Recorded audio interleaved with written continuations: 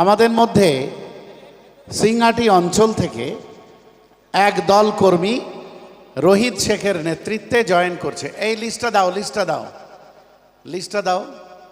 রোহিত শেখের নেতৃত্বে সিংহাটি থেকে একদল কর্মী জয়েন করছেন। তো যারা জয়েন করছেন আমি রোহিতকে বলবো তাদের মধ্যে একজনকে নিয়ে মঞ্চে এসো। ভাইজান এসে গেলে কিন্তু কর্মসূচি আর করা যাবে না। রোহিতকে বলবো তাদের মধ্যে একজনকে নিয়ে তাড়াতাড়ি চলে এসো। নেতৃস্থানীয় একজন বা দুজনকে নিয়ে তাড়াতাড়ি চলে এসো। এদের হাতে পতাকা ধরিয়ে দেওয়া হবে। এরা এসেছেন, যারা যোগ দিচ্ছেন আজকে নোয়াপাড়া 1 নম্বর অঞ্চলের টিএমসি ছেড়ে তাপের আলী শেখ, বিকাশ আলী মল্লিক, আমজেদ শেখ, আলী শেখ, কেয়ামত শেখ, সালেদ শেখ, শাহার শেখ, ইদ্রিস শেখ, হাসিবুল, আব্দুল মালেক, মানিক শাহ, জব্বারুল শেখ, জাহের শেখ, মাইল শেখ, রবিউল মণ্ডল, গিয়াসউদ্দিন শেখ, নাসির শাহ, ইউনুস শেখ, মাসুদ মল্লিক, সাইদুল শেখ, মানিক শাহ, রোহিতের নেতৃত্বে এরা যোগ দিচ্ছেন। না, এতজন মঞ্চে আসবে না ভাই, আপনাদের নিচেতে করলে সবাই দেখতে পাবে। রোহিত শেখের নেতৃত্বে, রোহিত সামনে এসো। আমাদের পুরনো কর্মী রোহিত শেখ, তার নেতৃত্বে একদল তৃণমূল কংগ্রেসের নবাগত ভাইরা, সংগ্রামী সাথীরা, কমরেডসরা, লড়াকু বন্ধুরা, তারা আজকে আমাদের দলে যোগ দিচ্ছেন এবং পতাকা আমাদের জেলার পক্ষ থেকে মহিবুল এবং ইমদাদুল ইসলাম এরা পতাকা তুলে দিচ্ছে আমাদের নতুন কর্মীদের হাতে। রহিদুল ধরতে হবে না। ইনকিলাব জিন্দাবাদ, আইএসএফ জিন্দাবাদ। নবাগত কর্মীদের স্বাগত জানাচ্ছি আমরা। এরপরে আমাদের ডে টু ডে কর্মকাণ্ডে ওরা যুক্ত হবেন। হাসিবুল রহমান কোথায় আছে? হাসিবুল রহমানের সঙ্গে আরও অন্তত 30 জন উত্তর বহিরগাছি পঞ্চায়েতের চাঁদ আলী শেখ সহ 30 জন জয়েন করছে। এই ফজর আলী শেখ কোথাকার? চাঁদ আলী শেখ কই ভাই? এই ফজর আলী শেখ কোথাকার? গোপীনাথপুরের। আচ্ছা, চাঁদ আলী শেখ ভাই, গোপীনাথপুরের ফরজ আলী শেখ সহ 30 জন।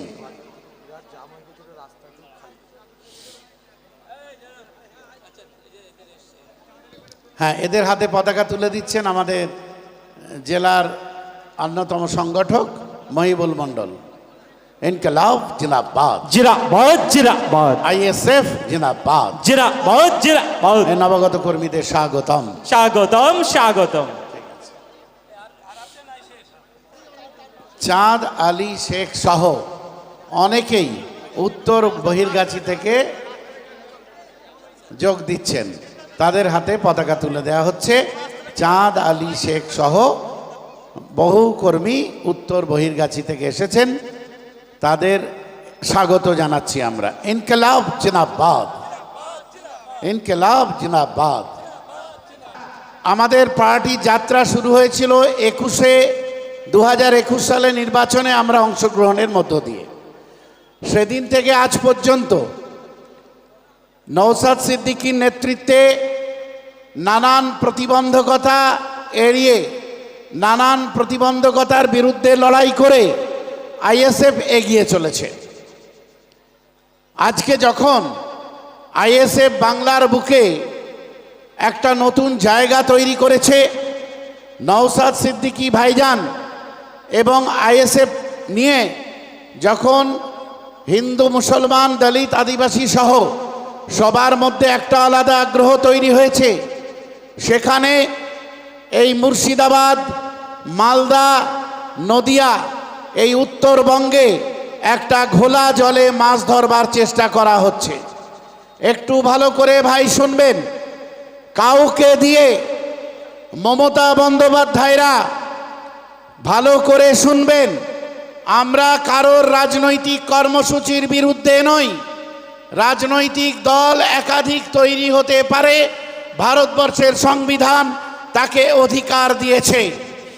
কিন্তু যখন আমরা দেখি যে মমতা ব্যানার্জি এবং বিজেপির বিরুদ্ধে পশ্চিম বাংলায় বিরোধী রাজনৈতিক শক্তি, বিশেষত নওশাদ সিদ্দিকী সম্পর্কে একটা পারসেপশন তৈরি হচ্ছে এবং মানুষ সংগঠিত হচ্ছে নওশাদ সিদ্দিকীর পতাকা তলে, এতদ অঞ্চলে আপনাদের জ্ঞাতার্থে জানাচ্ছি, আমরা নাকাশি পাড়া থেকে, আমরা নাম বলছি না, বহু মানুষ, বিশিষ্ট মানুষরা যারা বিগত দিনে প্রতিষ্ঠিত রাজনৈতিক দলে ছিলেন, তারা কেউ কেউ বিধায়ক প্রার্থী ছিলেন, কেউ পঞ্চায়েত সমিতির সভাপতি, এই রকম বহু মানুষ আগামী অল্প দিনের মধ্যে পার্টিতে জয়েন করবেন।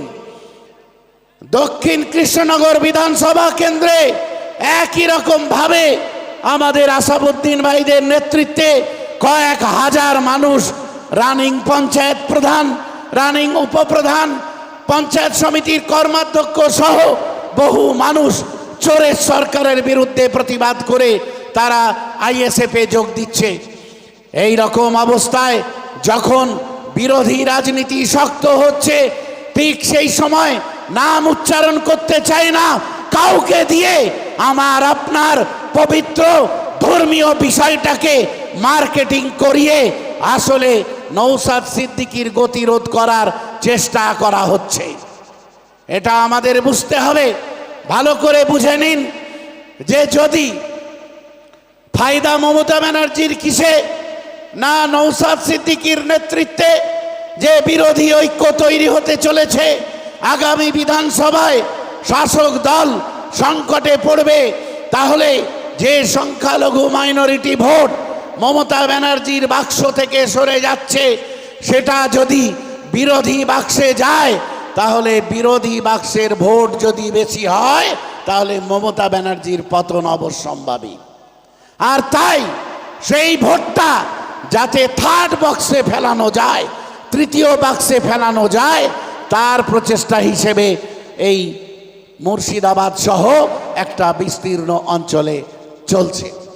তাহলে টেলিভিশন চ্যানেলে যখন আমরা ওয়াকফ নিয়ে কথা বলি, তখন আমরা দেখতে পাচ্ছি মুসলিম লিডার যারা, তাদের মধ্যে কেউ কেউ যারা স্বনামধন্য রাজনীতি করেন, আমি নাম বলতে চাইছি না, তারা ওয়াকফ ইস্যুতে কথা বলার পরিবর্তে নওশাদ সিদ্দিকীকে বলছেন বিজেপির সঙ্গে সেটিং করে চলে। আপনারা জেনে নিন, এটা হচ্ছে পুরনো গল্প। আর মমতা ব্যানার্জি আর ওই সমস্ত লিডার যারা বলেন নওশাদ সিদ্দিকী সেটিং করে চলে, তাদেরকে একটাই উত্তর দেবেন যে আইএসএফ এর কারণে 2021 সালের বিধানসভা নির্বাচনে বিজেপি কটা সিট জিতেছে দেখাতে পারলে রাজনীতি ছেড়ে দেব। আমি আপনাদের বললাম, আইএসএফ যে সব জায়গায় প্রার্থী দিয়েছিল, তার কোনোটাতেই বিজেপি জিততে পারেনি। তাহলে বিজেপি যে 70-এর বেশি সিট 2021 সালে জিতেছিল, সব কটাতে মমতা ব্যানার্জির দল বা অন্যান্য দল দাঁড়িয়েছিল। তাহলে তারা আসলে ভোট কাটুয়া, তারা আসলে ভোট কাটুয়া। তাদের কেন্দ্রে কেন জিতছে? আমাদের কারণে কোনো জায়গায় বিজেপি জিততে পারল না, আর আমরা হয়ে গেলাম বিজেপির বিটিং। আর যাদের জন্য জিতছে, আসলে চোরের মায়ের বড় গলা, চোরের মায়ের বড় গলা। সিএ থেকে শুরু করে, এনআরসি থেকে শুরু করে যে কোনো বিষয়ে তিনি বলেছিলেন আমি মুসলমানদের মাসিহা। কিন্তু যখন দেখলাম সিএ আইন পার্লামেন্টে পাশ হচ্ছে, তখন মমতা ব্যানার্জির দলের 9 জন সাংসদ পার্লামেন্টে অনুপস্থিত থেকে সিএ বিল পাশ করাতে সহযোগিতা করেছিল। এটা আমরা ভুলে যাইনি। বিজেপির সহযোগী কে, এটা আমরা ভুলে যাই। এনআরসির জন্য 2003 সালে আজ মমতা ব্যানার্জি বলছেন যে আমার বুকের ওপর দিয়ে এনআরসি করতে হবে, নাটক বন্ধ করো না। এসব বলে মুসলমান সমাজকে বোকা বানিয়েছ, তাদের বোকা বানানোর আর চেষ্টা করো না।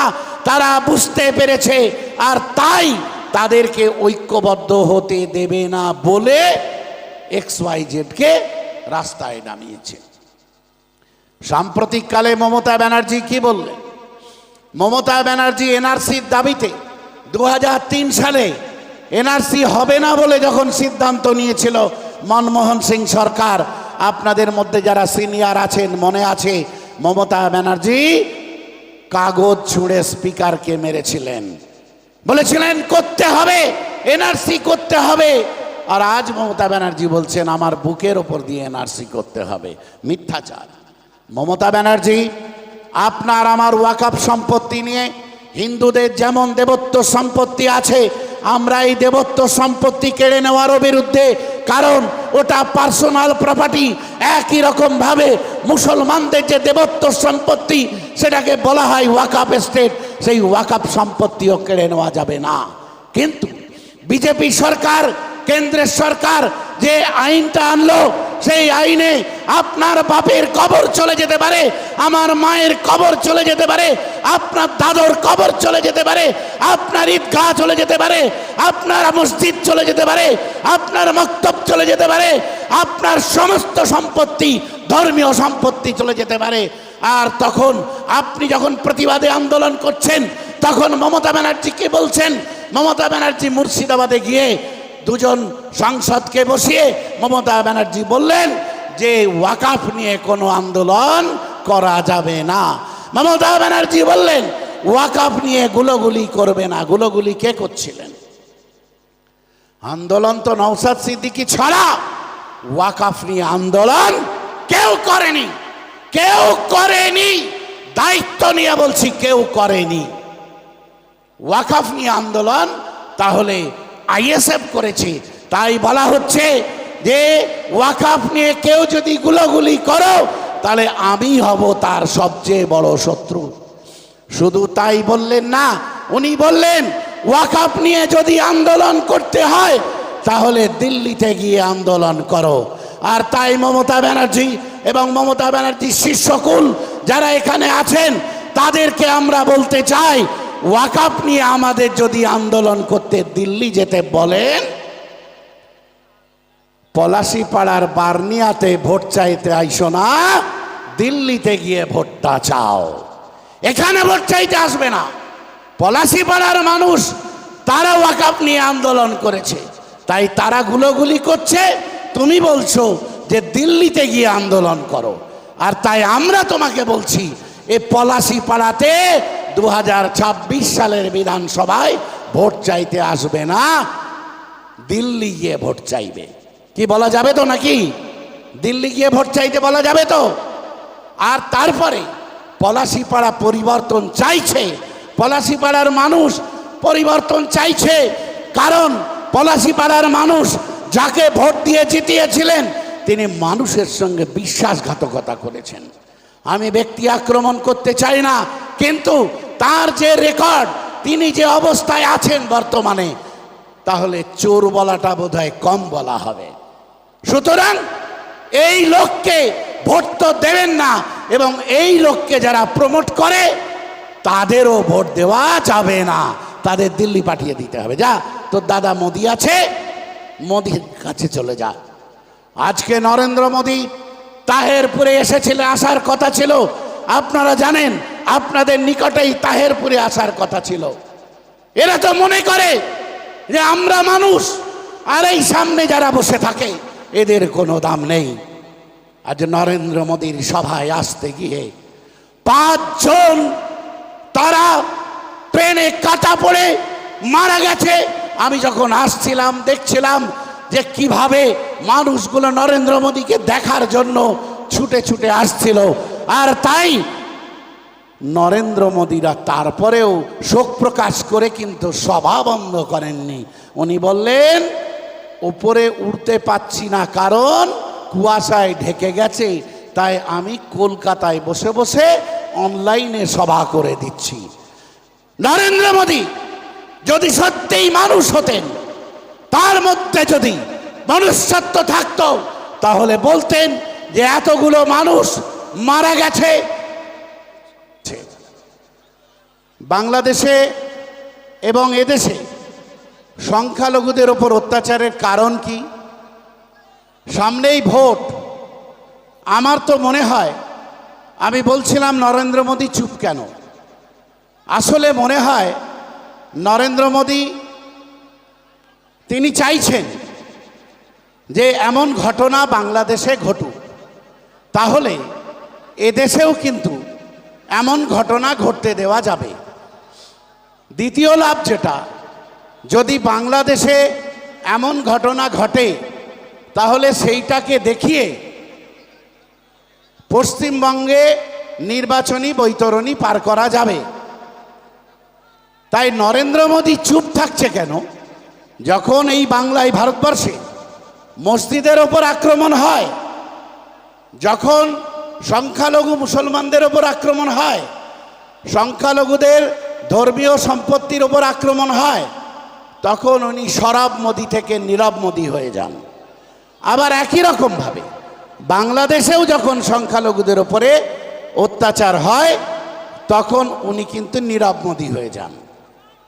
এটা বুঝতে হবে।